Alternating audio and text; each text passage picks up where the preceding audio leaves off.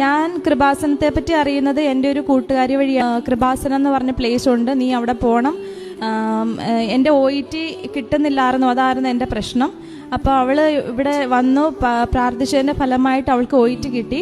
അപ്പം ഞാൻ പറഞ്ഞു, മാതാവ് ഇപ്പം എല്ലായിടത്തും ഉണ്ടല്ലോ, അവിടെ തന്നെ പോകണമെന്ന് നിർബന്ധമൊന്നുമില്ല, ഞാൻ ഇവിടെ ആയാലും പ്രാർത്ഥിച്ചോളാം എന്ന് പറഞ്ഞു. പക്ഷെ അവളുടെ സാക്ഷ്യം കേട്ടപ്പോൾ എനിക്ക് തോന്നി ഒന്ന് വരണം. ഞാൻ അന്ന് ക്ലാസ് അറ്റൻഡ് ചെയ്ത് തീർത്ഥാടന ഉടമ്പടി എഴുതി. ഞാൻ 12 പ്രാവശ്യം IELTS എഴുതിയതാണ്, എനിക്ക് കിട്ടിയില്ല.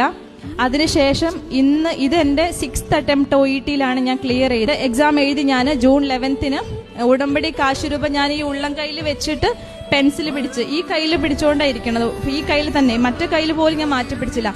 അമ്മ, എനിക്ക് ഇത്രയും പ്രാവശ്യം ഞാൻ എഴുതിയതിന്ന് ഈ അറ്റംപ്റ്റ് എനിക്ക് ഭയങ്കര ടഫാണ്. വീട്ടിൽ വന്നിട്ട് പറഞ്ഞു, ഒരു പ്രതീക്ഷയില്ല, ഇനി തന്നാൽ അമ്മ തരുന്ന റിസൾട്ട് ആയിരിക്കും എനിക്ക് ഉറപ്പാ. ഇന്ന് 19 ഡേയ്സ് ആകത്തുള്ളൂ. ഇന്ന് രാവിലെ 10 മണിക്ക് നോക്കാൻ നേരത്തെ OET പോർട്ടലിൽ റിസൾട്ട് അവൈലബിൾ ആണ്. എനിക്ക് 4 B ഗ്രേഡ്. എനിക്ക് വിശ്വസിക്കാൻ പറ്റുന്നില്ല, 4 B ഗ്രേഡ്.